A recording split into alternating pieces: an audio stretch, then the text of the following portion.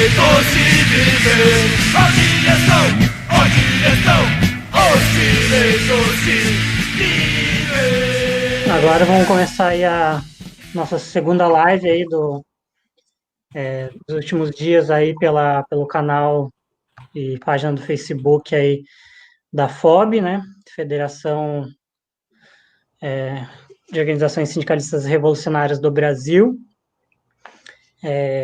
A live de hoje é com o tema aí, o trabalho e os aplicativos, as condições dos entregadores e trabalhadores da educação.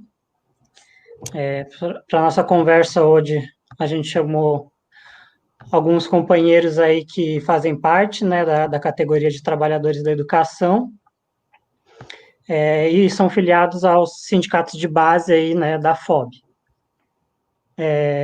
Nós temos hoje, então, aqui o convidado professor Tadeu, que é professor de Sociologia na rede pública do Distrito Federal e filiado ao Sindicato Geral Autônomo do Distrito Federal e entornos. Professor Sandro, que é professor de Física da rede pública de Santa Catarina e filiado ao Sindicato Geral Autônomo de Santa Catarina.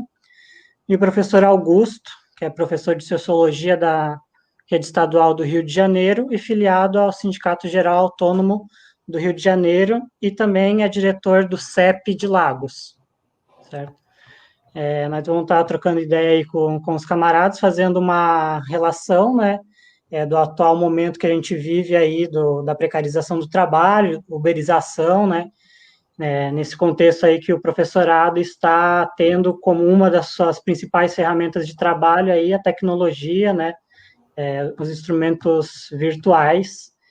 E, bem, a live hoje a gente organizou, né, com uma fala aí de cada companheiro, em média 10 minutos por fala aí, de cada um, e ao final das falas a gente vai abrir para as perguntas, para as questões aí, colocação da galera, então quem quiser, né, já ir mandando questões e tal, pode usar o chat aí do Facebook, aí os comentários, e mandar o comentário que a gente vai, ao final aí das falas, fazer essa resposta aí, dar essas respostas e conversar com a galera aí que está comentando.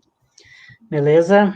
Então, já vou abrir a palavra aqui para o primeiro convidado, professor Tadeu. Pode falar. Boa noite a todas e todos. É uma satisfação fazer parte aí dessa conversa, né? E hoje nós vamos tentar, então, fazer uma aproximação aí, né, entre as situações dos entregadores e dos trabalhadores aí da educação, né? A gente usa esse conceito ampliado, né, onde todo mundo que trabalha na escola, trabalha na universidade, né, seja na função docente, nas auxiliares, seja nas funções que alguns chamam de tarefa meio, né, de função meio, como a limpeza, o lanche, etc, né, todos esses a gente vê como trabalhadores da educação. Então, assim, o que tem a ver, né? Vamos começar daí. A gente falar de educação e entregadores. Então,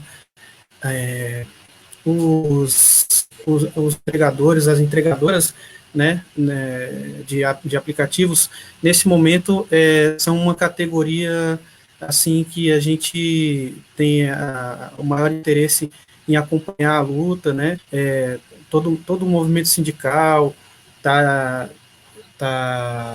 buscando compreender, né, essa luta aí dos entregadores, porque, de certa forma, eles são a vanguarda, né, de um movimento que provavelmente vai ter que tocar a todos nós, né? Eu vou falar sobre isso, além, claro, da combatividade aí dos companheiros, das companheiras, né, que vem trazendo exemplos aí de uma luta muito pela base, né, uma luta muito corajosa e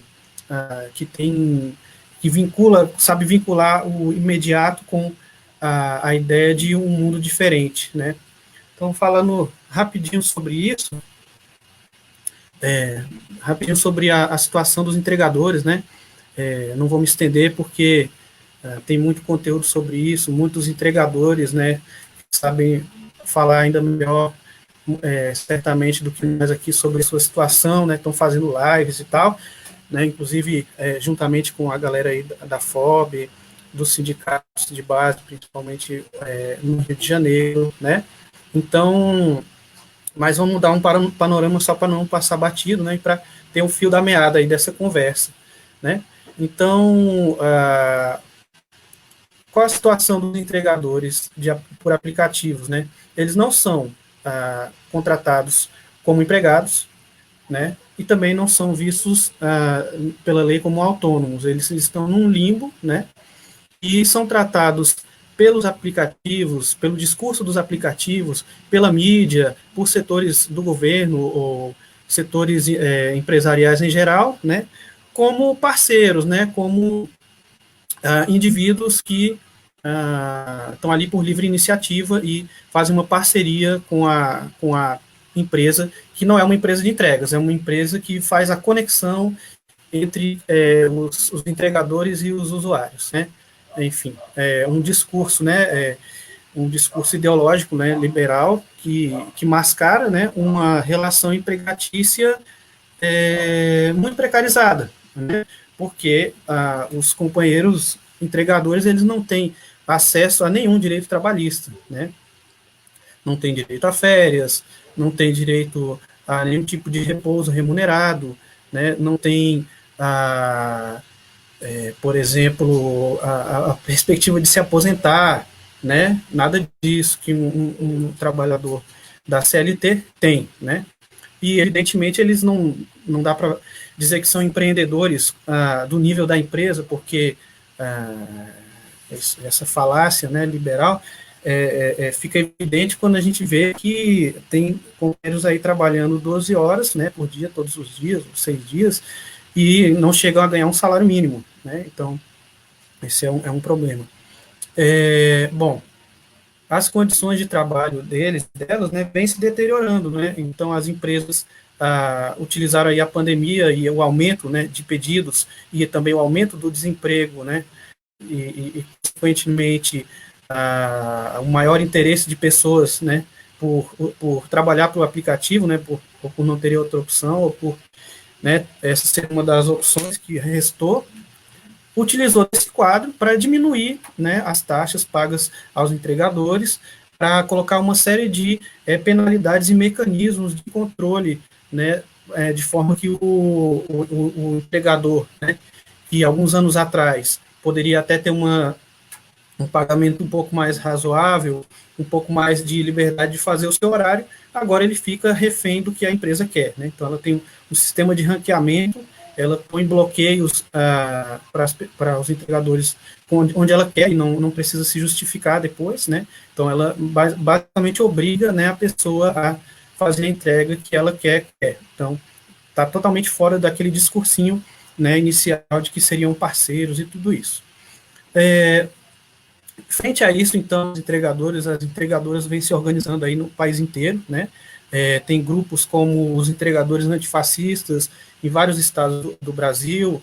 Aqui no DF tem a AMAI, que é uma associação, né, de entregadores,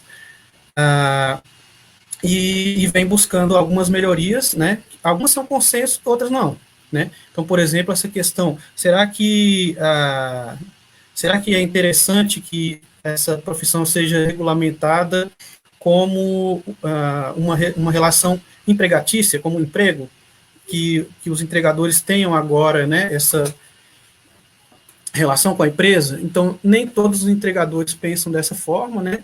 Tem uma polêmica interna aí na categoria, já houve pedidos na justiça negados nesse sentido também, né, para que houvesse um vínculo empregatício com a empresa iFood, né, foi negado. E aí você tem também uma grande diversidade, né, de visões políticas dentro do movimento, né, uma diversidade de soluções apresentadas, mas algumas são consenso, né, são o aumento da tarifa paga, o seguro no caso de roubo, no caso de acidente, né, o reajuste da taxa anual, né, a taxa que eles recebem anualmente, também a questão do ranqueamento, né, que é um sistema de controle que a empresa coloca, também é pelo fim do ranqueamento, né.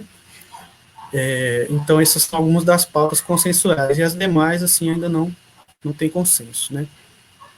Existe uma relação conflituosa, né, com partidos, sindicatos oficiais e parlamentares, né, porque esses atores que eu falei, né, os partidos, os sindicatos, às vezes eles são aliados em alguns momentos, mas também são vistos, né, com maus olhos por grande parte aí da categoria, e não sem razão. Muitas vezes a gente vê aí as práticas dos partidos e sindicatos oficiais, e principalmente dos parlamentares, né, de utilizar um movimento popular para poder se promover, né. Mas, frente a isso também, então, a categoria aí dos entregadores, não só apelam, né, para esses atores, e às vezes, né, com essa rejeição, às vezes também, mas eles também, né, elas também têm umas práticas de apoio mútuo muito interessantes da gente ver e de aprender, né, com esse movimento. Por exemplo, os fundos de garantia, né, fundos de apoio mútuo, que são uma cotização entre entregadores e entregadoras para poder socorrer aí algum companheiro acidentado ou que foi bloqueado pelo aplicativo ou que teve algum problema nesse sentido, né? Então, eles não esperaram, não pediram para o Estado, não pediram para um sindicato oficial, né? Fizeram logo esse movimento pela base sem pedir a permissão de ninguém. Isso é uma coisa muito exemplar, né, que a gente deveria estar pondo em prática também. É uma das tradições, né, melhores tradições sindicais é essa aí do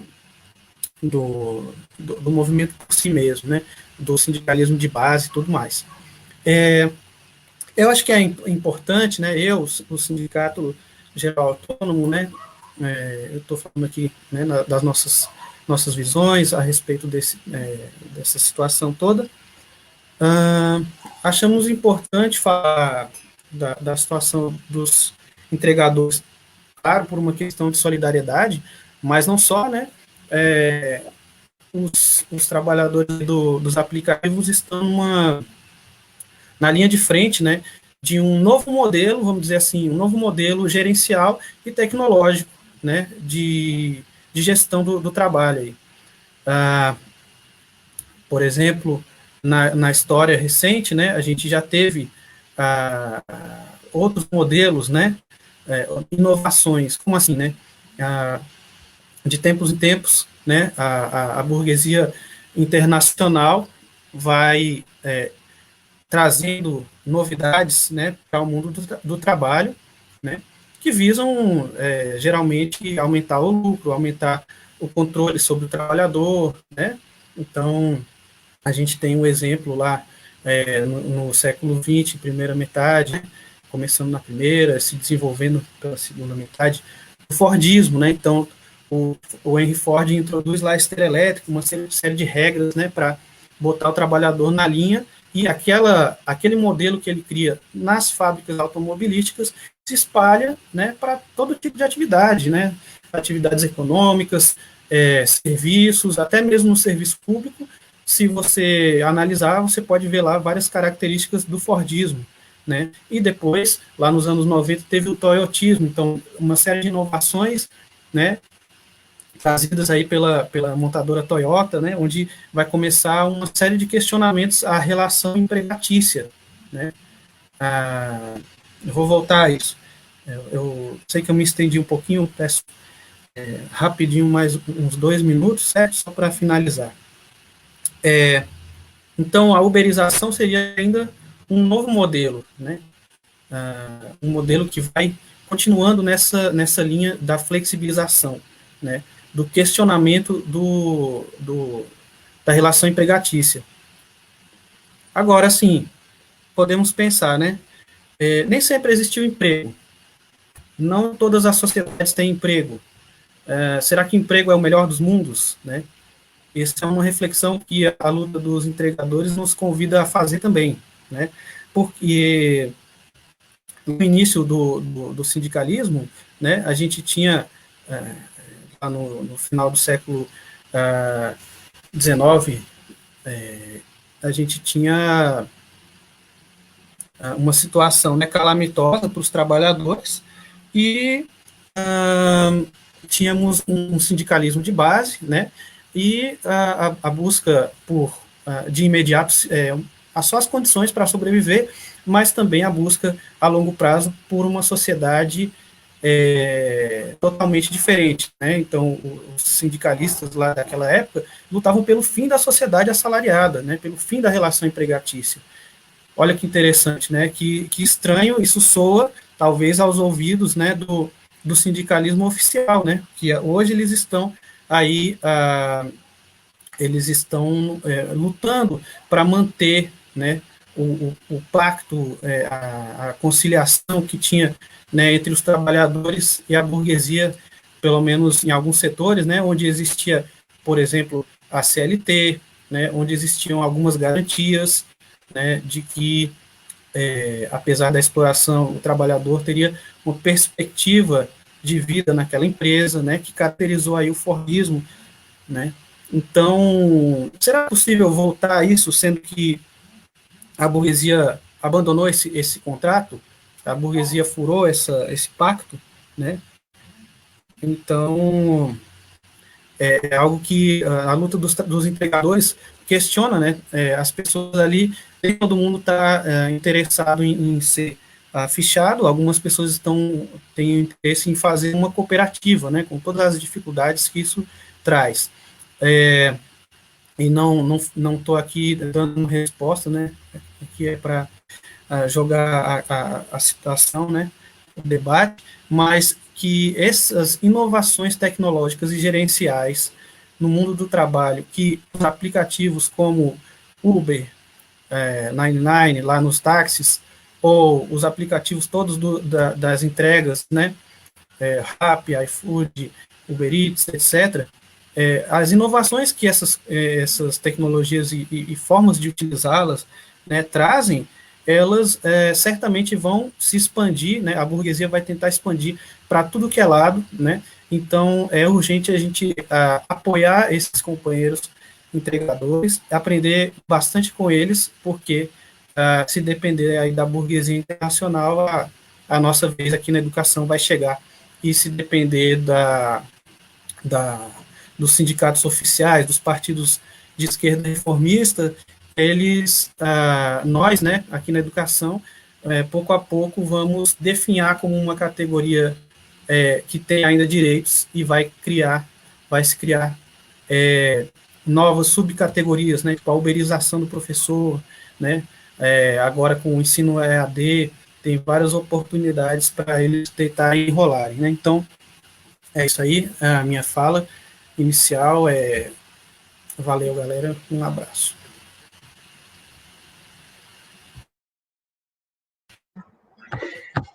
Valeu aí, camarada Tadeu. Passou o panorama aí né, das condições de trabalho dos entregadores. Agora a gente vai exibir rapidamente aí um salve de um companheiro entregador aí, o Álvaro. Inclusive a gente já fez a última live que a gente fez aqui pela Facebook da FOB e também está no nosso canal do YouTube, né, o Rede de Mídia Classista, que é uma live aí que a gente fez conversando com os entregadores, né, em especial aí o grupo de entregadores antifascistas do Rio de Janeiro. Foi uma live aí feita pelo Sindicato Geral Autônomo do Rio, e a gente vai exibir aí esse salve que ele mandou para nós aí.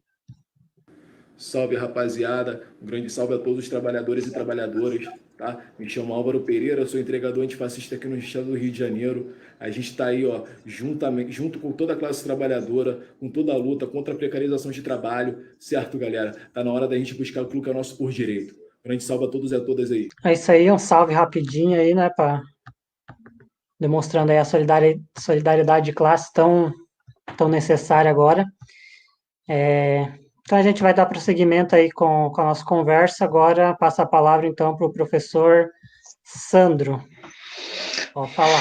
Boa noite a todos, camaradas. Prazer estar aqui participando, podendo contribuir aí para o debate, um debate tão importante. Espero que todos estejam bem, todos os seus companheiros, companheiras, familiares, enfim, salvo em casa, longe dessa pandemia e longe desse pandemônio que se transformou o Brasil e o mundo, né?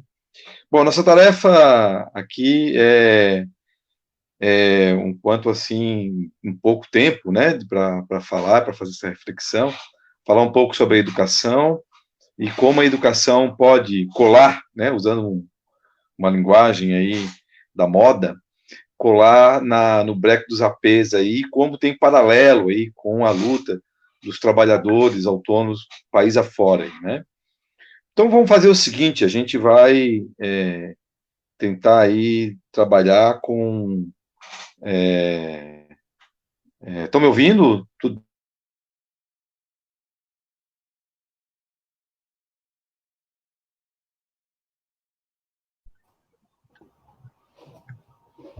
Alô? Acho que o compa... Deu? Caiu um pouco. Estamos ouvindo ele aqui. Problemas tecnológicos aí, mas superamos.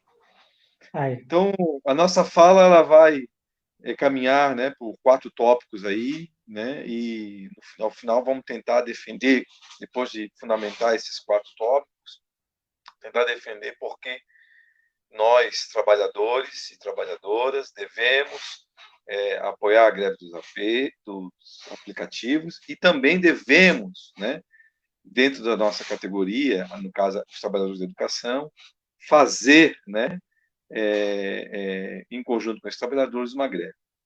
O primeiro tópico que a gente aqui para abordar é o panorama da crise acelerada, né? Até eu coloquei como tópico, como subtópico aqui, o que era ruim tende a ficar pior. A educação brasileira nunca foi boa, muito longe de ter uma qualidade. Estou falando de educação pública, evidentemente, né? Nunca foi boa e teve muito longe de uma qualidade. Esse próprio termo, qualidade, já é questionável, enfim, né? Mas se a gente fosse pegar aí, né, como um parâmetro, né, de qualidade, do que é uma educação boa, né? Esses 2 pontos nunca passaram pela discussão pela classe trabalhadora, muito pelo contrário, né? Sempre veio com imposições aí de um projeto ruim do Estado brasileiro, né? E esse projeto ruim do Estado brasileiro, né, como diria alguns pensadores, né, esse projeto de fracasso da escola pública é realmente o projeto, né? Eles não têm outro projeto. Para eles, o quanto pior, melhor. Por isso que todas as experiências, né, desde o início aí da história da educação pública no Brasil, todas as experiências são muito ruins, né? São muito precárias e deixam a desejar. Então, a gente tem que ter como ponto de partida isso, né? E o que vinha tomando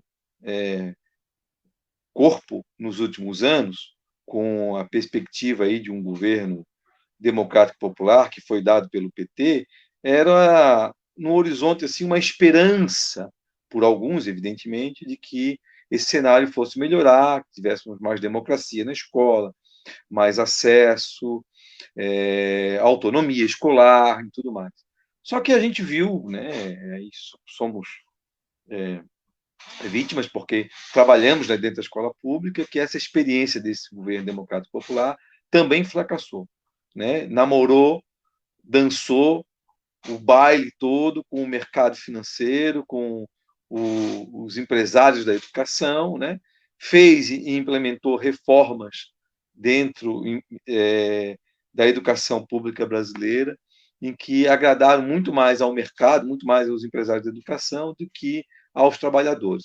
Aliás, né, desmobilizou, com a ajuda, inclusive, dos sindicatos burocratas, né, sindicatos oficiais, né, desmobilizou a classe trabalhadora, desmobilizou os professores, né, conseguiu aí matar movimentos que tinham no país, movimentos de base, né, para uma educação pública gratuita, de qualidade, autônoma, né, democrática, conseguiu matar, conseguiu exterminar com tudo, com várias reformas aí que vêm desde o governo Fernando Henrique, né, passando, evidentemente, pelo governo do PT e aprofundando agora nos 2 últimos governos, do famigerado Temer e do abominável Bolsonaro.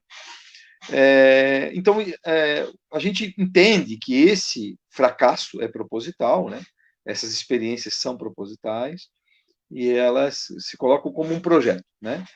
O que a gente, obviamente, nós trabalhadores da educação, né, a classe trabalhadora, não defende esse projeto, defende um outro projeto de escola, e esse é um dos pontos que nós vamos retomar ao final. O segundo ponto aí que a gente traz, né, que foi acelerado pela crise da pandemia, né, a reforma que estava em andamento e acabou sendo acelerado por essa crise da pandemia, né, é que o mercado,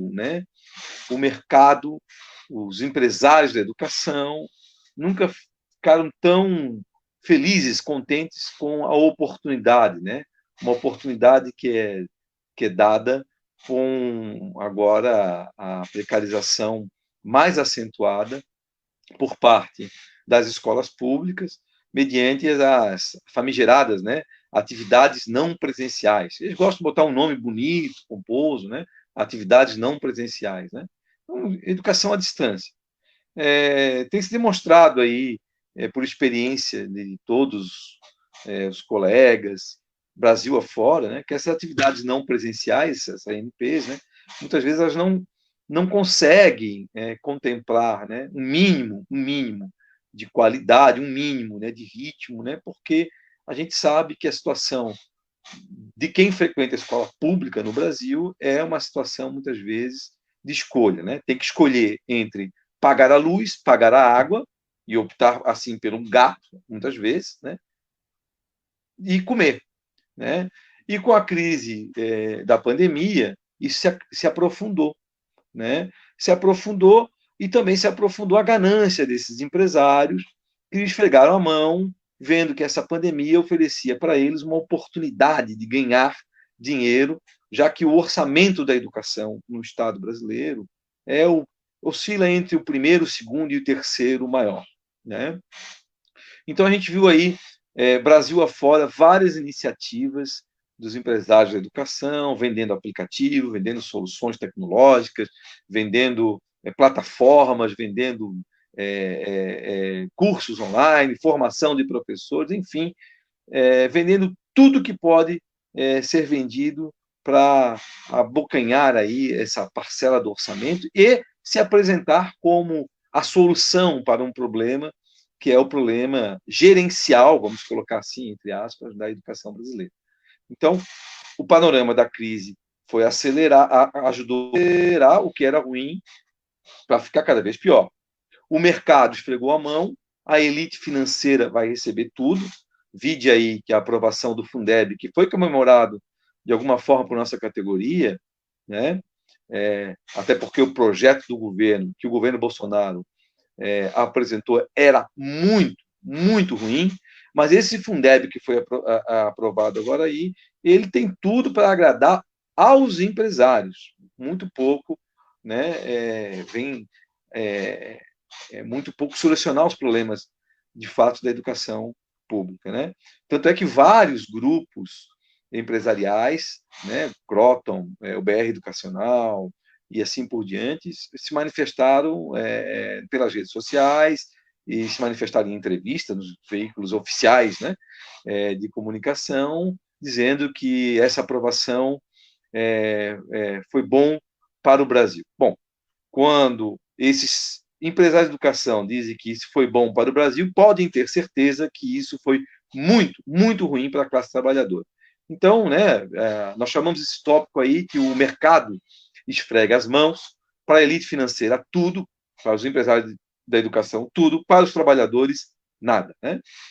E se coloca dessa forma, né, a questão da gestão privada e da gestão do Estado. Estado aí, entre aspas, né? Porque muitas vezes quem está na gestão do Estado, vou dar o exemplo aqui de Santa Catarina, né? O secretário de Educação do Estado de Santa Catarina, né? Ele veio do meio empresarial, né? Vindo do meio empresarial, ele, né, vem atender às demandas desse meio empresarial, né? Ele nada sabe da educação pública, né? É um ser completamente perdido, e é bom até, né, para esse setor empresarial que ele seja perdido, porque assim ele aprofunda, mais uma vez, esse fracasso que do projeto da educação pública, né? Então, ele vem para atender o interesse do mercado empresarial da educação.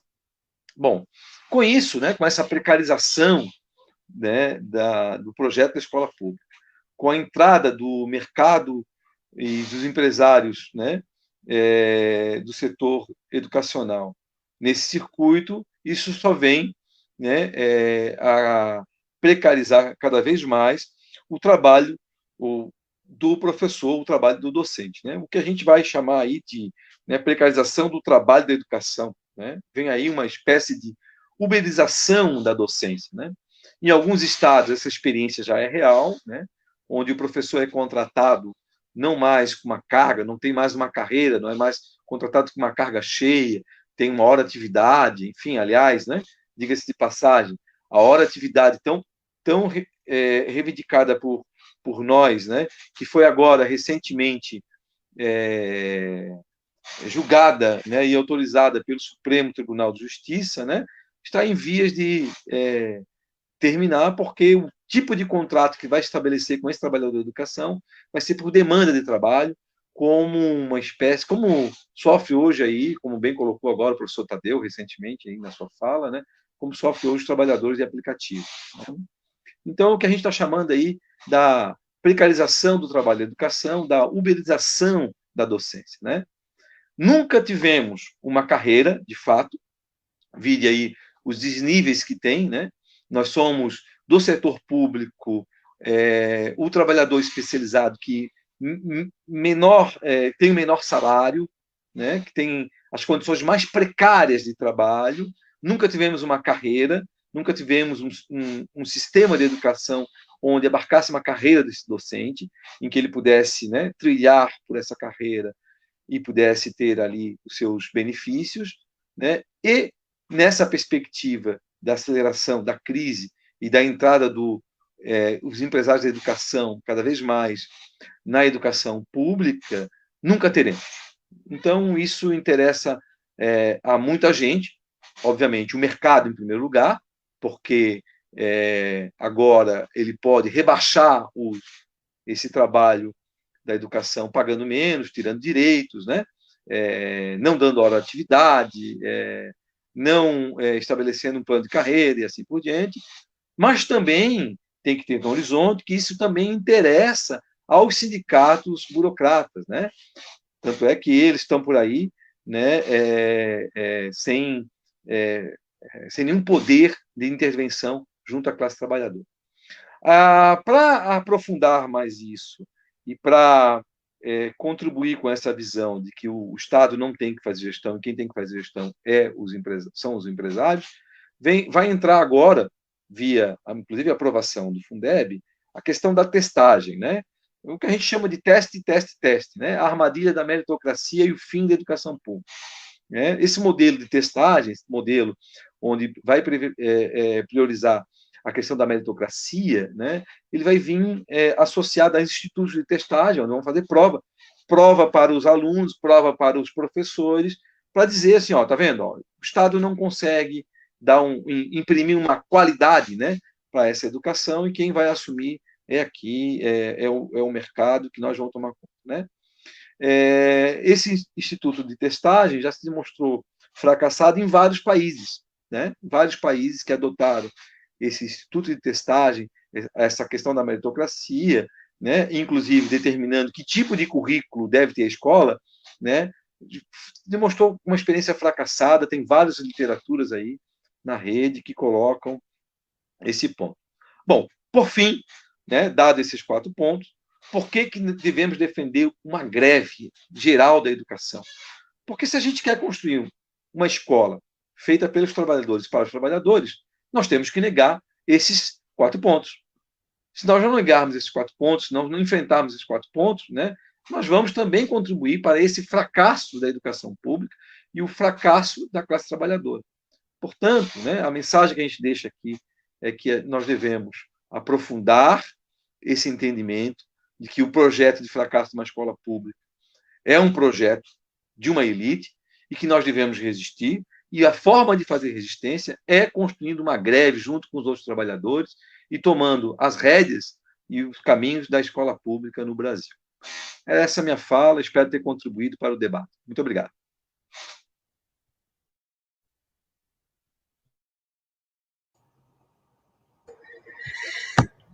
Obrigado aí pela fala, professor Sandro.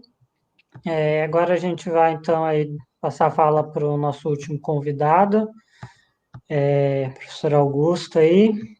Pode iniciar sua fala, então. Boa noite a todas e todos aí. Vocês me ouvem bem?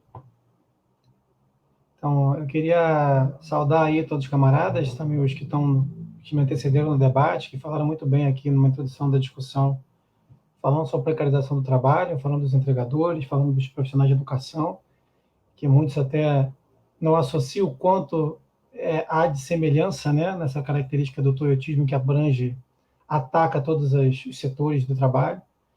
E boa noite também a todo mundo que está aí assistindo no chat e está colaborando com o debate. A gente está nessas milhões aí de lives acontecendo diariamente, e é importantíssimo ter a presença de diversos camaradas do país inteiro, pelo que eu estou vendo aqui, acompanhando esse debate, essa discussão, nessa contribuição aí de uma reflexão de um momento difícil que nós estamos passando, né? Uma reflexão de um momento dramático para a classe trabalhadora, uma crise sanitária sem precedentes, né? Nesse século, né? E boa parte do século passado também, e sem dúvida nenhuma sem precedentes na nossa geração, né? Daqueles que estão vivos hoje aqui para poder contar, viver essa história, né? O estudo da história nos ajuda a interpretar situações passadas, mas a vivência é muito diferente. Então, a gente está passando uma crise, e essa crise sanitária, ela está dando uma oportunidade muito grande para o capitalismo estabelecer alguns requintes de crueldade no seu avanço contra a classe trabalhadora, né? Contra o proletariado, contra os trabalhadores que, de fato, conduzem a produção da economia, conduzem a riqueza, né? Produzem a riqueza, de fato, na sociedade. Digo isso porque, se a exploração capitalista já existia, ela está tomando requinte de crueldade no sentido de que eles estão aproveitando essa pandemia para tomar medidas de recrudescimento dessas relações de trabalho, de endurecimento, de dificultar ainda mais as relações de trabalho, fazerem reformas que são reformas que tentam tirar mais direitos ainda dos trabalhadores em plena pandemia, um processo de demissão em massa que está acontecendo, né? E uma eliminação também dos trabalhadores, até pela própria questão da crise sanitária e pelas faltas de condições de sobrevivência que estão acontecendo nas periferias, nas favelas, né, nos setores mais empobrecidos da sociedade. Então, dito isso, é evidente que todos os setores vão ser atingidos com esse processo de precarização, de ataque aos direitos dos trabalhadores, e a educação, não só no Brasil, mas vamos falar particularmente do Brasil, né, é um dos setores que mais sofreu ataques nesse processo, né? Isso significa que nós temos que ter não uma relação vitimista apenas do que está acontecendo, mas sim construir alternativas para a defesa do setor da educação, para a defesa da classe trabalhadora como um todo, que é importante que nós, profissionais da educação, que nós tenhamos um reconhecimento de que nós fazemos parte da classe trabalhadora, que está sendo atacada de forma violenta, e que nós também, junto dela, estamos sendo atacados. Não em especial, não em particular, não de forma isolada, mas sim também estamos sendo atacados. Nesse sentido, eu queria colocar alguns pontos de reação de tudo isso que os companheiros colocaram aqui, na situação de precarização, né, o ataque que a gente está sofrendo, no sentido de que a gente tem que criar alternativas de luta, e hoje os militantes combativos, aqueles que não têm uma concepção de um sindicalismo social-democrata, um sindicalismo oficial, seja ele, né, uma social-democracia dita reformista ou dita revolucionária, mas acho que a gente tem uma construção, né, de um sindicalismo revolucionário que estabeleça formas alternativas de luta para que a gente possa fugir dessa situação.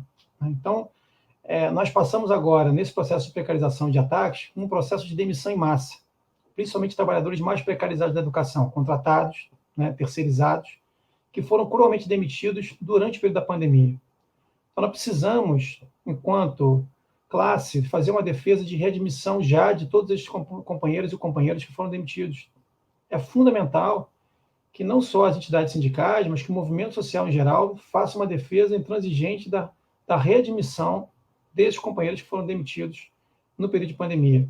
Né? O momento agora não é de definir categoria profissional, rede pública, se é professor, se é ambulante, se é trabalhador de aplicativo. A questão agora é de se entender como classe. E o debate da readmissão já dos contratados, né, e dos terceirizados na educação, ela é fundamental para que a gente possa se entender como classe e ser solidário. Então, isso acontece, né, em quase todos os estados do Brasil, demissões em massa de profissionais de educação.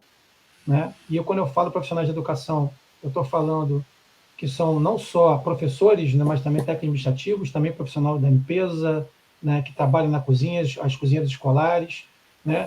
São profissionais que trabalham em educação, trabalham na escola pública, né? E por isso são profissionais de educação. Então, essa demissão em massa tem que ser combatida, né? E isso tem que ser combatido da mesma forma que a gente precisa construir uma solidariedade de classe, né? Que, nesse momento agora, é fundamental que seja intersindical, intercategorias, né? O sindicalismo revolucionário dá uma prova disso quando fala dos sindicatos de vários ramos, sindicatos de vários ofícios, né?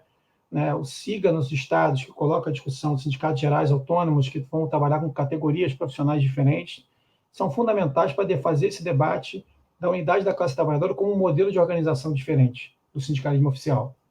Então, a construção essa solidariedade de classe dá a construção de comitês de solidariedade de classe, mesmo de fato, em que a gente precisa tentar construir, assim como nós estamos tentando fazer ao longo do país, elementos dessa solidariedade, né? Comitês que possam ajudar o trabalhador a sobreviver nesse período de pandemia.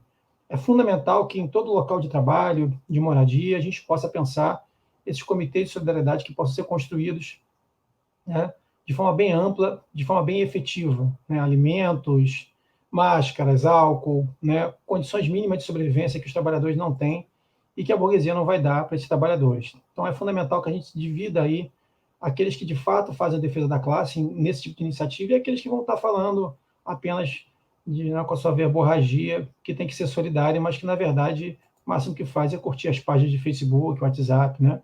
Então, temos que sair disso e produzir alternativas concretas, como a gente tem feito, né? O FOB tem estimulado ao longo do país para ser organizado.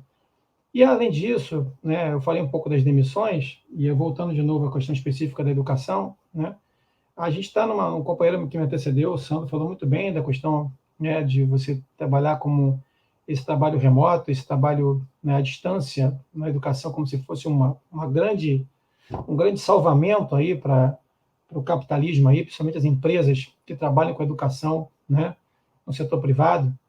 E a gente precisa ter condições de responder a esses ataques, rechaçar esse trabalho remoto da forma que está sendo colocado, que primeiro foi colocado contra um EAD, né, uma educação à distância, né? Depois foi transvestida aí de um debate chamado de trabalho remoto, mas que, na verdade, a intenção das redes de ensino é substituir as aulas presenciais pelas aulas desses aplicativos remotos. Então, para mim, isso é educação à distância, que é você substituir a aula presencial completamente com a aula à distância, né? Tão absurdo, principalmente quando você está falando em séries iniciais, primeiro segmento do fundamental, segundo segmento, até ensino médio, né? Porque, por mais que você lide com adolescentes, nem todos têm o mesmo processo de aprendizagem, um processo que exclui completamente a inclusão escolar, alunos que têm alguma dificuldade, né? E tem uma precarização sobre-humana do profissional, né, do docente, né, e dos profissionais de educação também, né, porque a coordenação pedagógica, as pessoas que estão no suporte pedagógico também tem um trabalho remoto que é também exaustivo, mas os docentes são aqueles que acabam sendo atingidos dentro do universo da escola mais com esse trabalho remoto, com estresse, com a sobrecarga. Nós vimos aqui até a nossa dificuldade, né, numa live organizada aqui, programada, que não é uma aula, e a dificuldade que acontece com conexão, com estrutura, né, e os trabalhadores precarizados não têm condição de manter isso como uma forma regular de trabalho. Então, é importantíssimo que a gente tenha uma uma discussão de que uma atividade de vinculação psicológica, de contato com a comunidade escolar, com os alunos, ela pode ser feita, mas não pode ser uma relação de trabalho obrigatória que substitui a aula presencial, que quer definir falta ou presença, né, ou demissão do profissional se não estiver fazendo o seu trabalho online da forma que a rede de ensino que o patrão quer, né, e coloca os alunos numa situação de aprovação e reprovação, que não é para ser feito nesse momento. Então, depois a gente pode aprofundar isso, né, que muitas vezes os profissionais da educação têm dificuldade de interagir com os pais e com os alunos, porque muitas vezes acham, são encantados com essa proposta de trabalho remoto. E aí, um último ataque que tem sido feito agora, e nessa semana a gente tem tido isso, uma mobilização nacional nesse processo, que é de retomada das aulas presenciais, né? Nesse, né, ápice, né, da pandemia, né, que é um ápice que se sustenta por meses, né, o que alguns técnicos estão chamando de platô, né, que seria uma curva do gráfico, mas independente da curva do gráfico, até porque os dados oficiais são mascarados, são subnotificados, né, no auge de um processo de luta contra a sobrevivência, abrir as escolas agora significa assassinato em massa. Significa matar mais profissionais e expor as famílias ao aumento da epidemia apenas por uma questão do lucro. As empresas privadas de educação querem abrir as escolas de qualquer forma, né? E o comércio, né, o mercado capitalista quer ativar a economia com a circulação de pessoas, produtos, compra de produtos que os alunos, profissionais de educação acabam produzindo, que a abertura das escolas produz. Então, a gente está numa situação agora de organizar nos locais de trabalho, através não de direções de sindicatos que definam, né, toda a política de forma fechada, né? A gente tem que ter instâncias de federalistas, né, que resolvam a discussão, né, que é a construção de cada escola, tirar sua representação de base, cada regional, cada município, né, e tentar criar instâncias de federalistas, de delegação, que possam construir, sim, uma grande unidade estadual, nacional, né, de debate contra esses ataques que estão sendo feitos. Não podemos deixar na mão de um grupo de iluminados, de uma burocracia sindical, né, nos movimentos que são majoritários ou oficiais, que definam isso em suas cúpulas. Nós não precisamos criar instâncias de base da classe trabalhadora usando o federalismo que desde o século XIX nos é de exemplo. E aí é importante puxar hoje a greve pela vida. A greve pela vida, ela determina hoje uma questão de sobrevivência. Determina hoje uma questão da gente poder estar defendendo a nossa classe, não só por uma questão salarial, não só por uma questão de condições de trabalho, de crítica à precarização, todos esses pontos são importantes, mas, sobretudo, agora nós estamos com um risco de vida, né? Não só dos profissionais, como alunos e pais, que abrir as escolas em ápice da pandemia cria uma situação de um vetor de transmissão em massa que vai gerar um impacto em toda a sociedade. Então, esse debate não está sendo feito, está se discutindo protocolos, mas não está se discutindo as condições mínimas de sobrevivência, que sem vacina e com esse contexto de crescimento e de instabilidade nos casos, no país inteiro praticamente, não há condição de volta. Então é importante que a gente crie ferramentas de luta que deem resposta a isso, tá? Que possam revidar a todos esses ataques, né? Possam trabalhar, levando em consideração o atual momento do capitalismo toyotista, né? Que tem aquelas características da reestruturação produtiva que fazem com que o patrão coloque a responsabilidade da capacitação no trabalhador, que você tem que se capacitar, você é responsável pela sua formação, não mais a empresa, que você tem que se trabalhar apenas por comissão, né, com vencimentos variáveis, que não tem que ter salário fixo, né, uma situação de precarização, de volatilidade, né, volatilidade muito grande, que você vai ser demitido e substituído por outro. Então, essas características desse capitalismo toyotista de hoje, dessa reestruturação produtiva que nos esmaga, associada a essa pandemia, nos obriga a criar alternativas de luta. Comitê de solidariedade, né, fundos de apoio mútuo, como os companheiros de Santa Catarina estão bem fazendo, né, que é para você poder tentar criar recursos da classe trabalhadora e tentar se defender, né, assim como as caixas de socorro mútuo, por exemplo, no século XIX, não tem nada de diferente, né, que daí depois acabou se tornando o que o Estado acabou incorporando parcialmente como previdência, né, para tentar desorganizar também os trabalhadores nas suas organizações autônomas.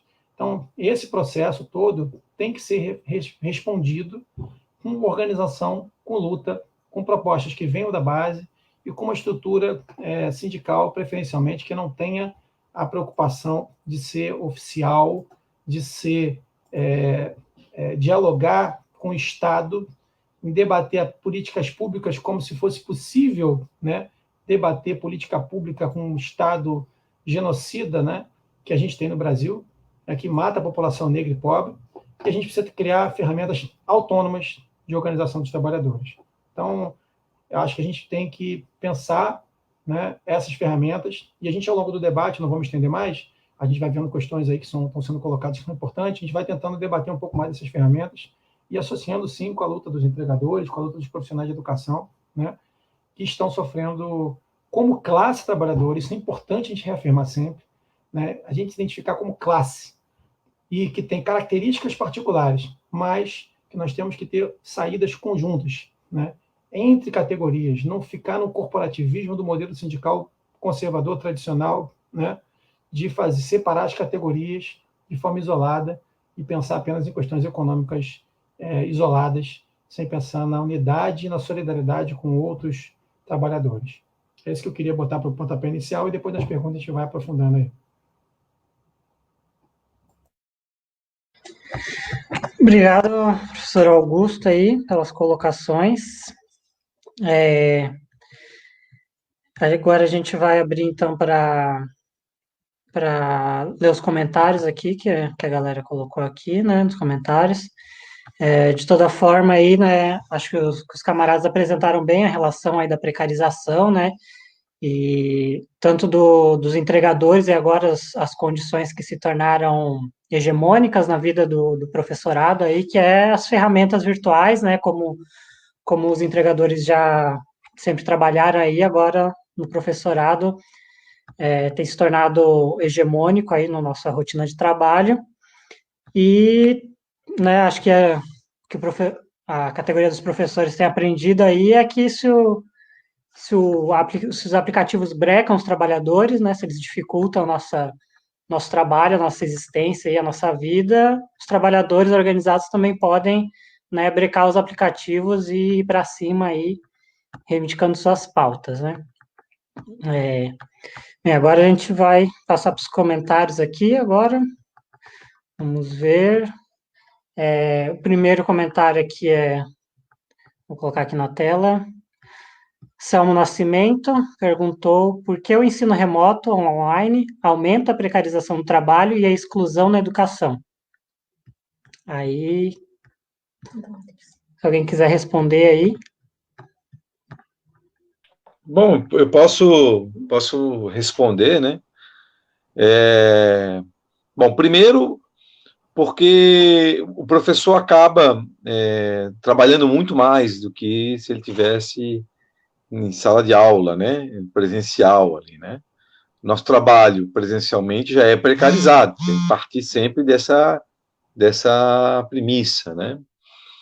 E a luta que nós temos na educação pública, como eu enfatizei na minha fala, da aula atividade, já é para que o professor possa, no seu ambiente de trabalho, na sua casa, poder desenvolver o planejamento de forma calma, tranquila, para dar uma aula com qualidade, né?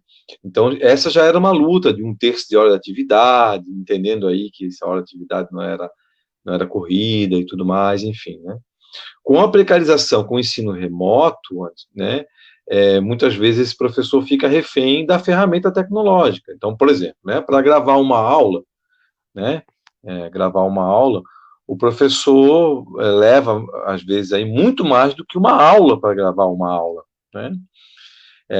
E ele tem que ter o domínio, às vezes, de várias ferramentas tecnológicas pela própria exigência da Secretaria de Estado, das gerências, da direção da escola, onde aumenta aí o processo de assédio e tudo mais, né?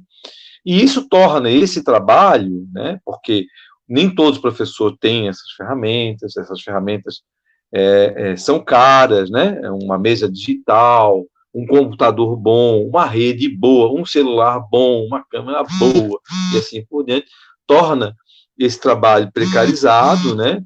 E abre uma disputa, Hoje, por exemplo, né, uma professora fez contato comigo pedindo se eu não conseguia arrumar ali um computador para ela, porque o computador que ela tinha, que era velhinho, não resistiu a esses meses de pandemia, né, e deu pau, enfim, né. Então, veio pedir aí, veio fazer esse pedido. Então, o ensino remoto online, enfim, aumenta a precarização do trabalho, porque você acaba tendo que se dedicar muito mais horas e esse trabalho fica precarizado, diminuindo a qualidade. Tá? E estabelece uma exclusão, porque as ferramentas tecnológicas nem todo mundo tem acesso, né? Acesso a um bom celular que possa acompanhar a aula, né? A um bom computador e assim por diante. A própria rede, né? A própria internet, né? Antes de terminar o mês, já termina aí a banda larga do cidadão, né? É isso.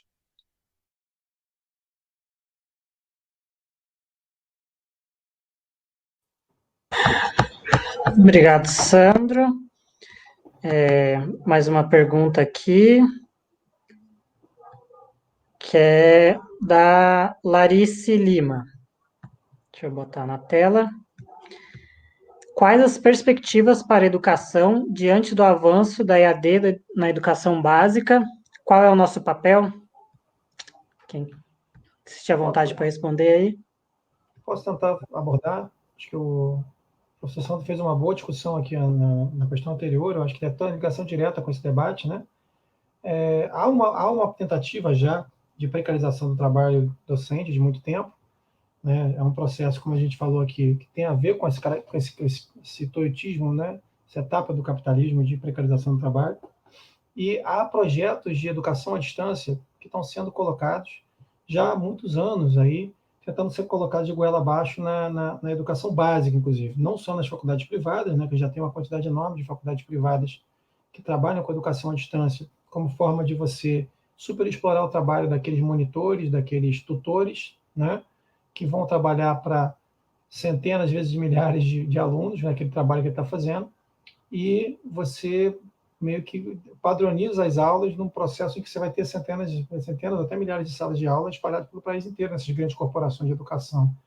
Agora, no sentido da educação básica, esse avanço vai significar também uma substituição do professor, né, por ferramentas eletrônicas, digitais, que vão, sem dúvida nenhuma, precarizar demais o trabalho dele, mas também vão diminuir bastante o ensino, né, a qualidade do ensino, principalmente nos setores mais precarizados, que é da população mais pobre, né? A classe trabalhadora que não tem grana para poder ter essas ferramentas digitais, não tem estrutura para professor particular que vai tirar suas dúvidas, que vai complementar as aulas digitais, né? Ela vai sofrer muito com isso se essas aulas forem colocadas em parte ou completamente substituídas com as aulas presenciais. Vale lembrar que as empresas de educação privada fizeram um lobby muito forte, né, com os candidatos antes do termo da última eleição presidencial, e fizeram, em especial, uma discussão com o presidente Bolsonaro, né, logo depois da passagem para o segundo turno, exigindo, inclusive, apresentando propostas, no caso, né, como se fossem propostas, mas sabemos que é exigência, de que haja uma implementação em massa do ensino remoto, o ensino à distância, e eles colocam como seria a solução da expansão, né, entre aspas, democrática do ensino.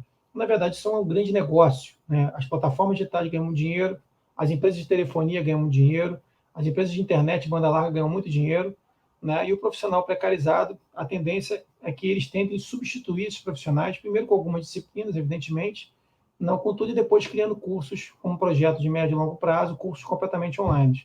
Então, isso vai diminuir bastante a qualidade do ensino, precarizar mais o acesso, não democratiza o acesso, porque quem não tem condições tecnológicas, como o professor bem falou aqui antes de mim, né? Se o profissional da educação já tem dificuldade de ter esse acesso, nós aqui nos improvisamos para fazer uma discussão de uma live de um dia, né, de uma noite. Imagine um trabalho sistemático de reuniões, de aulas para serem colocados. Então, isso com os alunos, então, é muito mais agressivo, muito mais desigual e vai causar um impacto muito maior de aumentar essa pirâmide de desigualdade no processo da educação, da formação dos alunos de escola pública, escola particular, alunos mais pobres, alunos com mais ricos, né? Então, essa distinção ela vai, no meu ponto de vista, aumentar muito mais, né? E a gente está prestes a propostas desse tipo. Só para dar um exemplo, para concluir, Aqui no Rio de Janeiro, o governo do estado do Rio de Janeiro conseguiu montar uma proposta de ensino à distância em uma semana, praticamente 10 dias. Claro que essa proposta estava engavetada há muito tempo. E aí o que eles vão trazer? Vão trazer a multinacional, a Google, para substituir, inclusive, plataformas que são gratuitas e digitais aqui, que podem ser feitas como tecnologia nacional, né?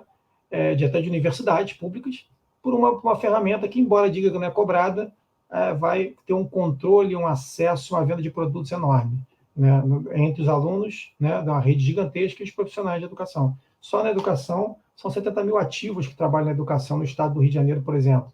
Então, imagine a quantidade de alunos que esses 70 mil ativos, né, profissionais ativos, vão estar trabalhando, vão estar dando aula. Então, é uma quantidade absurda de acessos, postagens, dinheiro que circula, é um negócio realmente milionário, né? E é um passo para poder substituir os profissionais depois por equipamentos que não vão nem de longe, né, nem de longe, suprir a carência da educação que os alunos de escola pública mais pobres têm.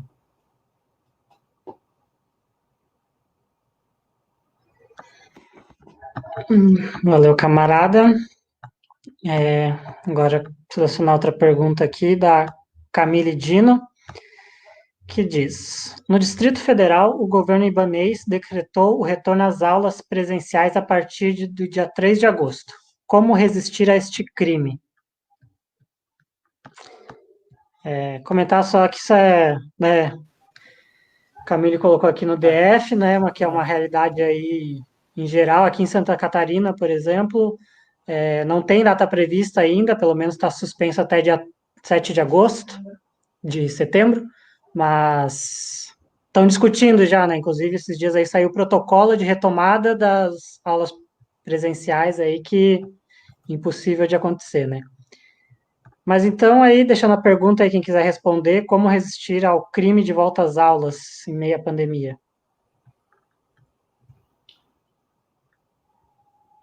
Tadeu, não vou falar a última, pode lá.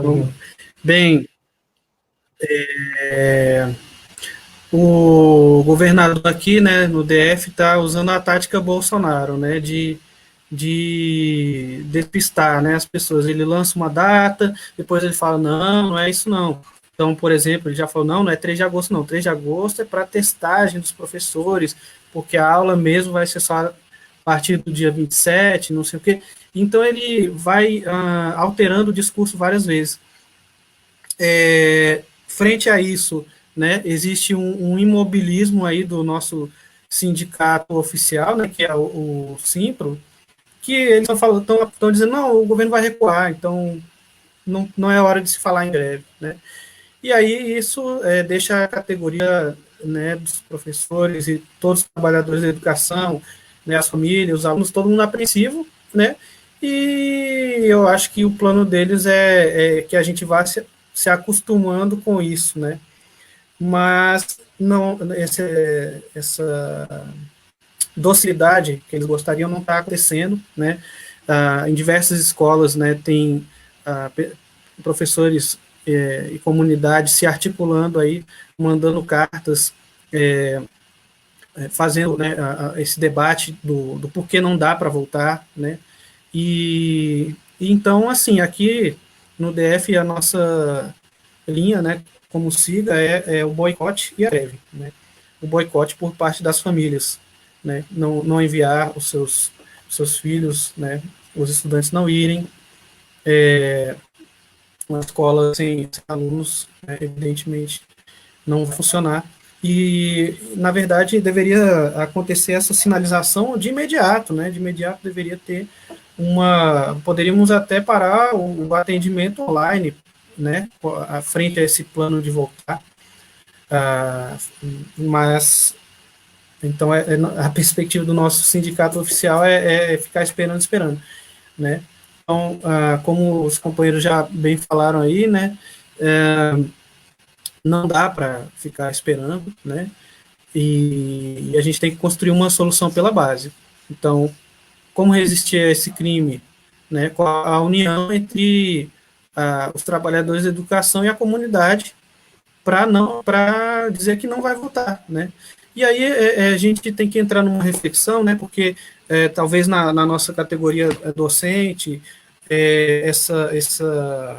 que é uma categoria, né, que pelo menos os professores efetivos, né, têm aí uma ilusão de que o Estado, né, vai ser razoável, vai ser racional, que o sindicato nos representa, então vai dar tudo certo, né? Então, a categoria tem uma dificuldade grande, talvez maior do que outras, né, de lutar pelas próprias pernas, né, correr com as próprias pernas, fica esperando muito uma solução lá da burocracia vinda de cima, né, e eu acho que assim, nós, aqui do SIGA, pensamos que se for necessário fazer uma greve sem que o sindicato oficial, né, apoie, que seja uma greve pela base, uma greve em algumas escolas, né, tendo maior possibilidade de vitória do que em outras, né, que essa greve pela base seria a solução acompanhada do boicote. É isso aí.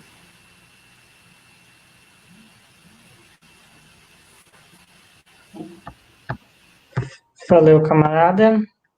Agora, seguindo mais na mesma linha aí da pergunta. Deixa eu tentar fazer só um comentário rápido aqui, complementando o que o Tadeu colocou, que eu achei muito importante.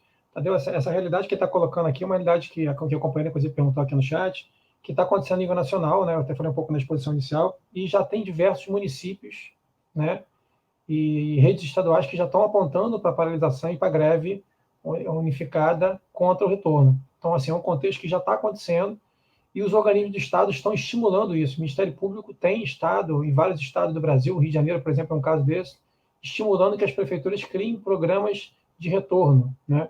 Quando eu falo prefeituras, que a maior parte da educação brasileira é municipalizada, né? A gente pega um montante grande da massa de trabalhadores de educação, são de municípios, redes municipais. Mas os estados também, né? Também aqui o Estado também está discutindo retorno para agora em agosto, né? Então, assim, já tem indicativo de greve em vários sindicatos, né? Os sindicatos aqui da educação pública já tem indicativo, particular também, mas, evidentemente, tem uma diferença muito grande, de fato, fazer um indicativo, aprovação de greve e construir essa greve. Então, a gente precisa dessa construção e muitos sindicatos e suas burocracias sindicais estão deliberando greve, mas não estão construindo essas greves, até porque se governos fossem essas correntes sindicais, por exemplo, que compõem, né, parlamento, se o governo fosse, talvez também estivesse fazendo a mesma política de tentar agradar os tubarões da educação, como foi, por exemplo, o governo do PT, que agradou muitíssimo o setor da educação particular, e certamente agora estaria sofrendo pressão também para a reabertura das escolas. Então, é importante que essa greve seja construída realmente pela base, e esse processo seja barrado, porque, como falou bem o Tadeu e colocou a companheira, a única saída que nós temos é trabalhar com a comunidade, né, e convocar greves, né, com uma intransigência muito grande pela vida da gente. Então, é importantíssimo esse movimento e não podemos menosprezar a força de mobilização que os empresários da educação têm para pressionar as prefeituras e governos estaduais para reabrir as escolas. Isso, acho que já pode continuar aí com a mesma discussão na próxima pergunta aí. Vou botar aqui, do Felipe. Como criar boicotes e greves efetivas no contexto das restrições impostas pela pandemia? Olha, acho que, seguindo a linha, né, que eu estava falando, assim, primeira coisa, assim, a gente está no contexto de pandemia em que esse espaço virtual é um espaço que está sendo substituído por todas as atividades praticamente do movimento presenciais. É importante a manutenção das manifestações públicas, as manifestações estão acontecendo, acontecem aquelas que são organizadas e as não organizadas, né? A população que está na fila do Caixa, por exemplo, da Caixa Econômica, para pegar um auxílio emergencial vergonhoso que o governo fascista está colocando à disposição, e várias vezes se manifestou contra todos os desrespeitos, as agressões que sofreu, né, nessa distribuição desse auxílio minguado, que não pôde, de longe, né, resolver os problemas. Então, as manifestações da educação também devem acontecer, as manifestações de rua, com toda a segurança, com toda a estrutura, respeitando o distanciamento, preservando a vida dos profissionais, é uma forma de chamar essa atenção, né? Voltar às ruas, fazer com que as ruas sejam um espaço que é de nosso direito, do movimento social, dos revolucionários, né? Do sindicalismo revolucionário, dos revolucionários que estão brigando aí pela sua categoria, sua classe. Voltar a fazer atividade de rua, isso é fundamental, com toda a estrutura que a gente tem que adequar. Mas também é fundamental, como eu estava comentando aqui, dessa nova ferramenta digital, que a gente faça plenárias, né, discussões, lives como essa e como outras também, plenárias nas escolas, plenárias nos municípios, plenárias nas regionais, plenárias estaduais, assembleias virtuais, tudo que a gente possa fazer, de preferência por delegação, para que a gente qualifique o debate e obrigue que essas instâncias estaduais ou regionais possam retornar para as escolas para o debate ser qualificado e não apenas de alguns quadros que vão debater a origem do movimento, para que a gente possa construir todo um debate de mobilização, uma argumentação política, um movimento de base que faça o debate com a escola, não só com os profissionais, mas também com a comunidade escolar, pais, alunos. Então é importante que a gente se organize virtualmente, sim, pensando ações presenciais e colocando um programa muito claro de defesa de uma greve, né, pela vida, e que essa greve pode estar incluindo, inclusive, um debate de conscientização e de socializar todos os mazelos e os problemas que a nossa categoria está passando, né? E é muito difícil dialogar isso com pais, muitas vezes, que estão desesperados com alunos em casa. Tem também toda uma discussão do depósito das crianças, muitas vezes, que acaba se transformando a escola, mas também dialogar no sentido de que, se eles forem para a escola agora, não vão ter educação de qualidade, vão ser enganados, vai ter, no máximo, uma aprovação automática. Não há clima nas escolas para poder fazer clima pedagógico, clima psicológico para os profissionais e para os alunos poderem fazer um trabalho de educação. Então, essa forma de organização virtual para mobilizar a categoria para uma greve e debater com a comunidade escolar é fundamental para a gente usar como ferramenta agora. Tudo que a gente puder usar como divulgação nesse período de distanciamento social é importante. Beleza. Vamos para uma próxima pergunta aqui, da Maria Alves. Existe alguma perspectiva de construir uma federação autônoma de trabalhadores da educação, em escala nacional, para organizar essas lutas e ser uma alternativa à apatia e ao peleguismo? O que os camaradas acham disso? E isso também casa com a pergunta que o Raoni fez aqui também, sobre a construção nacional e ampla da categoria aí. Então, quem quiser responder a questão. Aí, você continua? Não, pode ir, companheiro. Complemento se precisar. Fica à vontade. Qual é a pergunta? Qual é a outra pergunta que está vinculada com essa? O Raoni perguntou praticamente a mesma coisa sobre a construção nacional, né? Que seria, né, em escala nacional aí, construção nacional e ampla da categoria também. Ah, tá. Bem, tá em construção, né? Tá em construção aí pelos órgãos de base da FOB, né? Os SIGAs locais em alguns estados, né? E outros núcleos ainda que não são sindicato, né? Mas que têm trabalhadores da educação, né? Já estamos em contato e tirando algumas análises em conjunto, né, análises nacionais, diretrizes nacionais, né, e esse é o rumo. No momento, acho que o nosso maior desafio, né, é conhecer, cada estado conhecer a realidade do outro, né, saber como que funciona exatamente, porque cada estado tem um sindicato oficial diferente, tem uma realidade até econômica, né, de direitos, né, diferente do professorado aí, também dos demais trabalhadores, né, da educação. Então, tá rolando esse diálogo, né, a questão de atuar dentro ou fora dos sindicatos oficiais também, mas o que é certo, né, é que já tem os sindicatos gerais autônomos que se organizam através, né, da concepção do sindicalismo revolucionário e os seus núcleos, né, de trabalhadores da educação já estão aí nessa construção. Se quiser complementar aí, camarada. Sim, eu acho que o Tadeu falou muito bem da construção, né, dos sindicatos autônomos, né, em todos os estados, que tem sempre setores de educação, seções de educação atuando, né, e debatendo a construção assim, de uma proposta federalista nacional para debater uma alternativa, né? As centrais sindicais que estabelecem hoje com uma orientação de sindicalismo que a gente discorda, né? Então é importante que a gente construa, né, em médio ou longo prazo, uma alternativa nacional de uma orientação sindicalista revolucionária para a educação também.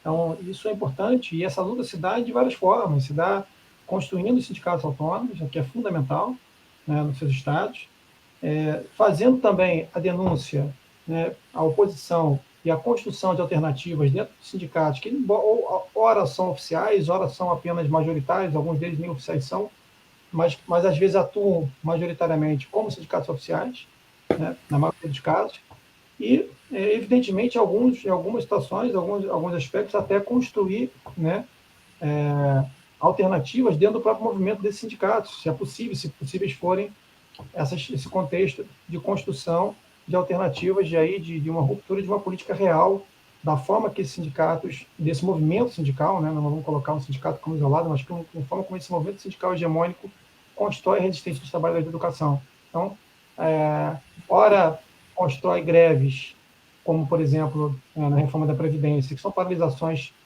de pirotécnicas, que são apenas para poder fazer um show, que, na verdade, puxaram o freio de mão das mobilizações para deixar a reforma da Previdência aprovar, e, ora, agora, na pandemia, estão criando também, muitos deles, manifestações, né, esvaziadas, de discussão pífia, para combater o retorno às aulas presenciais, né, para combater o trabalho remoto, né, mesmo a rede pública federal, né, que a gente tem companheiros, diversos companheiros, que atuam na base do fórum, que atuam nas redes federais também, né, que tinham um posicionamento a princípio de combate ao trabalho remoto, de combate ao trabalho, né, a volta ao trabalho não está se discutindo, mas o trabalho remoto tinha uma decisão um posicionamento bem coeso, né, e firme das entidades sindicais e das instituições federais. Agora a coisa está começando a mudar, está se negociando, se empurrando a possibilidade de trabalho remoto, inclusive com a perspectiva de substituição das aulas presenciais nas universidades. Então, nós estamos preocupados que esse sindicato também, esse movimento hegemônico também comece a tentar recuar no posicionamento sobre greve, né, em caso de tentativa de voltar às aulas de forma abrupta. Então, é importante que em todos esses casos que nós estamos vendo aqui, a gente construa alternativas, que faça debate político na base, que denuncie, que construa os sindicatos autônomos, que construa uma proposta de sindicalismo revolucionário, atuando na sua categoria, mesmo se tiver um sindicato oficial ou um sindicato majoritário, e atuando também na construção, né, nacional, com os militantes, para construir uma alternativa do sindicalismo revolucionário para o setor da educação, para a categoria da educação, que está sendo massacrada, aí, em especial nesse governo fascista, que tem a educação como adversária estratégica, né, politicamente frontal ao projeto autoritário que está colocado aí.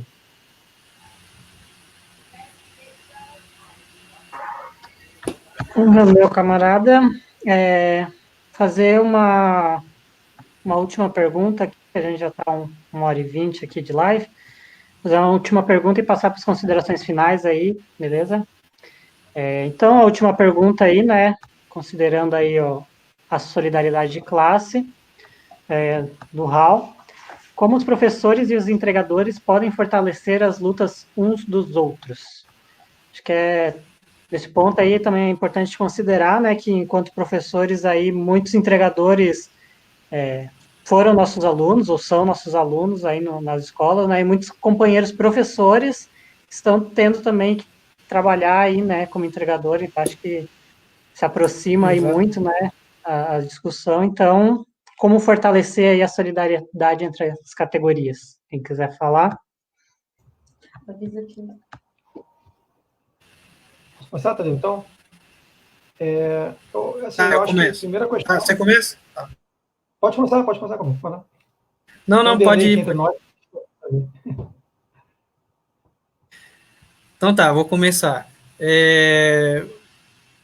Bom, como o camarada bem ressaltou, né, nessa situação, né, de cada vez mais precarização do emprego, né, desemprego, tudo mais, então tem uma permeabilidade aí, né, entre as ocupações. Então, às vezes a pessoa tem mais de um emprego, ou ela transita, né, entre 2, 3 empregos diferentes, né, ou bicos, né, e nada não seria nada estranho ter, né, um professor entregador, né, por exemplo. Várias pessoas aí estão nesse caso, né? E aí a gente tem, né, como contribuição, recuperar uma tradição sindical, né, de sucesso, aí, antigamente, que foi pouco a pouco reprimida, né, por um lado, e abandonada por outro, né, reprimida pelo Estado, né, e às vezes abandonada pelas algumas correntes, né, sindicais que não tinham essa visão, né, que é o sindicalismo revolucionário, que são os sindicatos de vários ofícios ou de vários ramos, né, então para as pessoas que não têm necessariamente, não vão passar a vida inteira no mesmo trabalho, no mesmo ramo, né, e que aí a gente pode apoiar melhor uns aos outros, né, estando na mesma organização, né, então construindo manifestações, atos, ações gerais, né, ações em geral conjuntas na medida possível, criando aí um fundo de auxílio mútuo, né, que é outra coisa que os sindicatos oficiais não tem essa prática, né, então, e se a pessoa for demitida na greve? Não tem, né, eles vão apelar para a justiça e etc., mas eles não se baseiam mais, né, nessa tradição nessa tradição do nós por nós, né, nessa tradição da, da autonomia, né, da ação direta e da classe trabalhadora. Então, de imediato, né, os professores e os entregadores, na medida do possível, têm que estar nos atos e nas manifestações uns dos outros, né, assim como estivemos aqui, o SIGA RJ esteve, o SIGA lá do Ceará esteve, né, os camaradas de São Paulo estiveram, né, lá nos atos, né, prestando solidariedade com comida, equipamentos de proteção individual, né, e às vezes mesmo com fundos, né, e vice-versa. Então, por exemplo, os entregadores podem estar, né, nos nossos atos e podem estar aí construindo, por exemplo, o boicote à volta às aulas presenciais, né, veiculando a mensagem que a gente passa e também fazendo esse trabalho propagandístico, né, como bem falou aí o companheiro Augusto, né, então é isso. Eu acho que o Tadeu colocou bem uma característica diferente que tem, né, a concepção do sindicalismo revolucionário, né, do sindicato, de uma concepção social-democrata, que, primeiro, porque a gente não tem a preocupação de dividir as categorias profissionais dos sindicatos e entidades sindicais em categorias profissionais. Um sindicato de educação, profissionais de educação, exclusivamente, um sindicato só de comerciários, um sindicato só seria de porteiros, um sindicato de ambulantes, um sindicato de metalúrgicos, que existe, sim, uma concepção toda grande, que é enorme, né, na tradição do sindicalismo revolucionário, que é a questão de uma perspectiva intercategorias. Então, os sindicatos de vários ramos, os sindicatos gerais autônomos, como nós estamos construindo aqui, eles são sindicatos que têm a preocupação de organizar a classe com uma solidariedade de classe que é fundamental, né? Então, mais do que a preocupação de subdividir diversas categorias, é de você construir, na própria concepção do sindicato, uma unidade. E o sindicalismo revolucionário, o termo, alguns colocam como se fosse, não, mas é o único sindicato que é revolucionário. Sim, o sindicalismo, o outro modelo de sindicato social-democrata, que a gente tem hegemônico, ele não tem, o sindicato em si não é revolucionário. Ele não é transformador da sociedade, ele é um sindicato que está atrelado a um partido, e esse partido, sim, que tem um papel de transformação, de ser revolucionário. Ele tem uma perspectiva na sua construção de ser um sindicato que ele é corporativista por essência, ele é por brigas econômicas por essência, por isso que ele também tem um modelo de fragmentação por atividade profissional, né?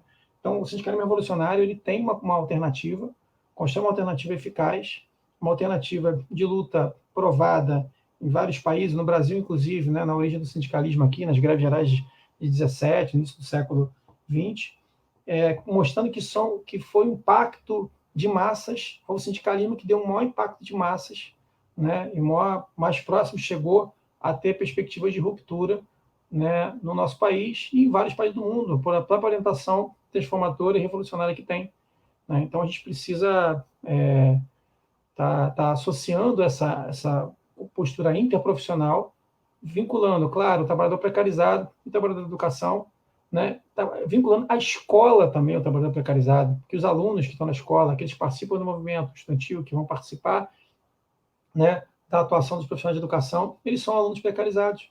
Então, quando você fala de escola pública, subdividir, falar de trabalho precarizado diferente de questões profissionais e econômicas do educador é um absurdo. O que está lidando o universo da escola é o universo do trabalho precarizado das maiores variedades, inclusive a questão dos entregadores. Então, é importante que a gente construa, desde a base das escolas, né, essa solidariedade, né, ao movimento dos entregadores e vice-versa, e as outras categorias que são colocadas, porque a nossa orientação do sindicalismo revolucionário, o trabalhador precarizado, o trabalhador contratado, o trabalhador efetivo, o concursado, não faz diferença. São todos trabalhadores no mesmo espaço e eles devem ser defendidos da mesma forma. Então, é importante que a gente unifique esse debate, sim, né, para a gente poder ter coerência, né, e, de fato, construir uma alternativa ao que está posto. Se a gente não constrói, na prática, verdadeiramente uma alternativa ao que está posto, fica apenas uma questão de discurso. E nós não estamos aqui para fazer só discurso, estamos aqui para tentar, na prática, nas medidas do cotidiano do movimento, construir alternativas, né, um movimento de organização para a classe trabalhadora, né, e ter alternativas de organização que são muito amplas, que são verdadeiras, que são aplicáveis, e que só não são aplicáveis normalmente porque há uma concepção política que diferencia-se disso, que combate o sindicalismo revolucionário na construção de uma outra alternativa que a social-democracia vai construir, trilhar um caminho que, na maioria das vezes, vai parar dentro do parlamento do reformismo.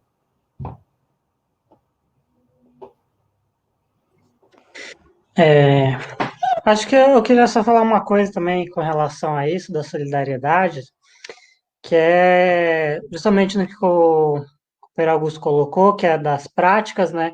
Que é uma coisa que é historicamente assim uma prática do movimento de trabalhadores, que é a greve de solidariedade, né? E que hoje ela foi assim esquecida, né? Quando a gente fala muito de solidariedade hoje em dia, assim, né? O sindicalismo oficial e hegemônico, ele tem a prática de publicizar, né, a luta, só fazer uma publicação, propaganda, que são questões importantes, né, obviamente, divulgar a luta dos outros, mas principalmente para a sua própria categoria, né? Por exemplo, essa é uma das perspectivas que a gente aqui do SIGA de Santa Catarina estava buscando construir quando teve o break dos APPs, que não era só divulgar a luta dos APPs, senão parar os professores no dia do break também, né?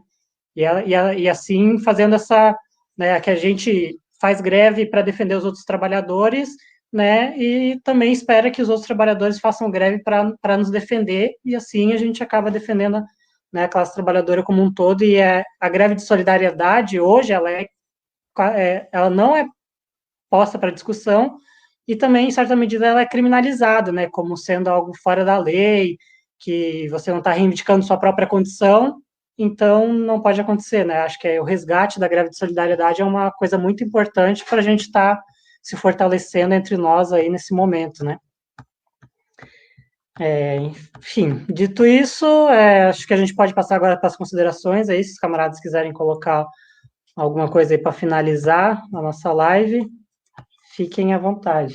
E só para informar também que o camarada Sandro, que estava com a gente aqui, ele teve um problema aí do trabalho remoto dele e não conseguiu voltar aí para a live, né? Então, por isso que a gente está, nós três aqui. Mas, enfim, se quiserem falar as últimas palavras aí, os camaradas. Bom, eu terminei a última vez, eu vou começar aqui, deixar o Tadeu falar por último.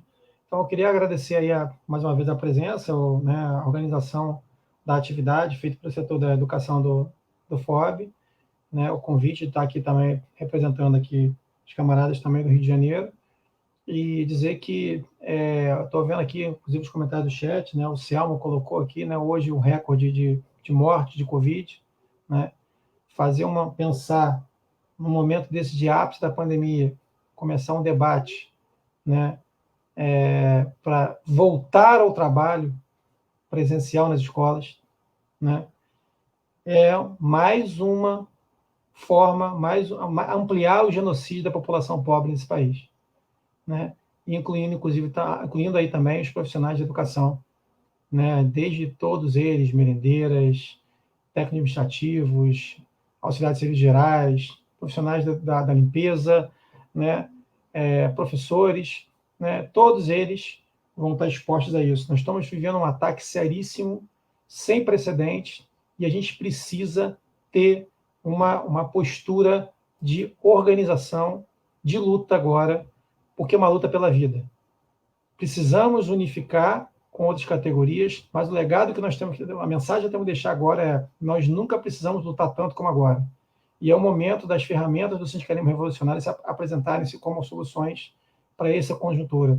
Federalismo, as organizações de base, a questão intercategorias, né, os vários ramos organizados, né, e uma perspectiva de luta, de transformação, que transforme o nosso movimento, os sindicatos, as organizações de base, com uma perspectiva revolucionária, que não transija, né, não fique transitando aí com o parlamento, no sentido de tentar fazer uma negociação rebaixada, né, num contexto desse de agressão do Estado em cima da classe trabalhadora. Então, conclamamos aqui os companheiros e companheiras a pensar essa proposta, construir essa proposta, sair do debate, né, de dentro daquela mesma caixinha que coloca como se o único modelo de sindicato foi esse modelo que a gente viu, desculpa, aí há décadas sendo massacrado no país, e não tem só esse modelo, né, tem coisa muito mais eficiente, né, no âmbito do sindicalismo revolucionário, para organizar a classe trabalhadora. Então, convocamos todos e todas aí a conhecer a proposta do sindicalismo revolucionário e adequá-lo ao seu contexto, ao seu cotidiano, da forma que for necessário para a luta. Então, boa noite a todas e todos. Fiquem bem, fiquem vivos, distantes, talvez, fisicamente, mas juntos, né, na unidade do movimento, na unidade da luta, no coração, na paixão aí de enfrentar todos esses problemas com ímpetos revolucionários.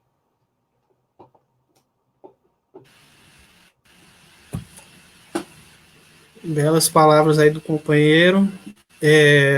Quero reforçar aí, primeiro de tudo, né, agradecer aí ao convite, né, tomara que eu tenha podido contribuir com algumas coisas. Teve um momento que eu queria me emendar, né, ficou parecendo que eu estava defendendo uma coisa e não. O que a gente defende aqui são garantias para o trabalhador, evidentemente, né.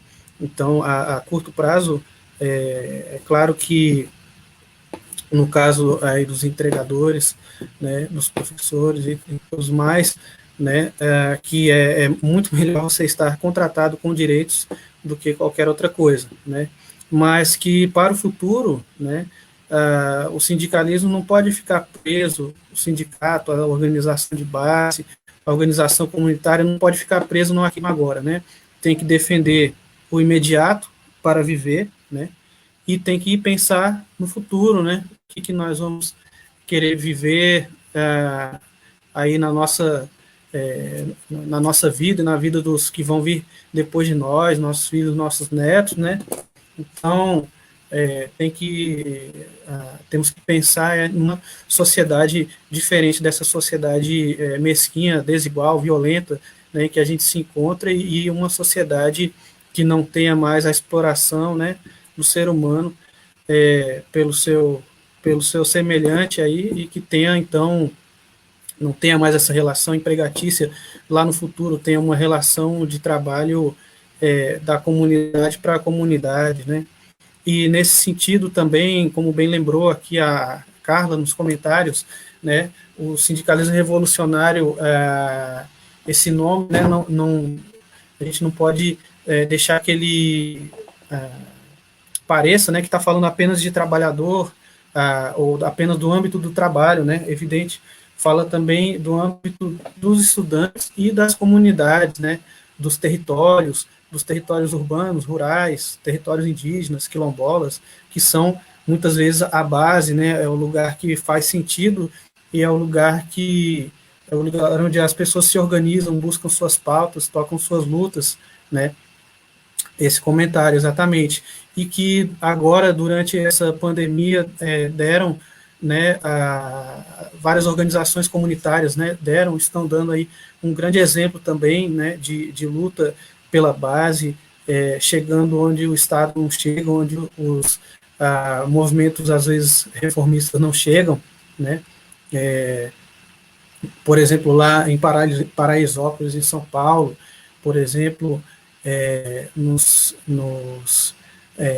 territórios onde está lá os companheiros da Casa da Resistência lá na Bahia, né, em Feira de Santana, por exemplo, também nos territórios dos Guarani Kaiowá em Mato Grosso do Sul, né, todos esses territórios onde a organização é de base comunitária, né, mais do que uma organização trabalhista. Então, esse também é uma das bases importantíssimas aí do sindicalismo revolucionário, né, com a qual a gente tem que aprender e cada vez se vincular mais.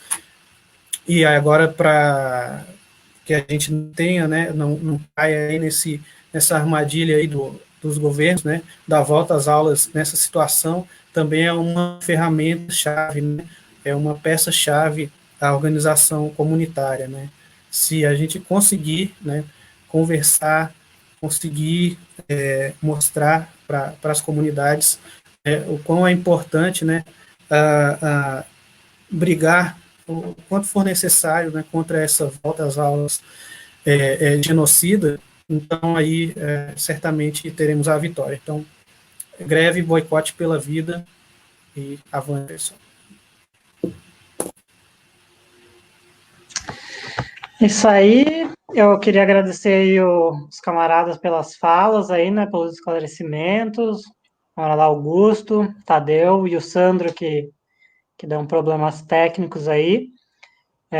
A gente espera ter podido contribuir aí com as reflexões da classe trabalhadora em geral e especificamente do professorado aí no Brasil, né?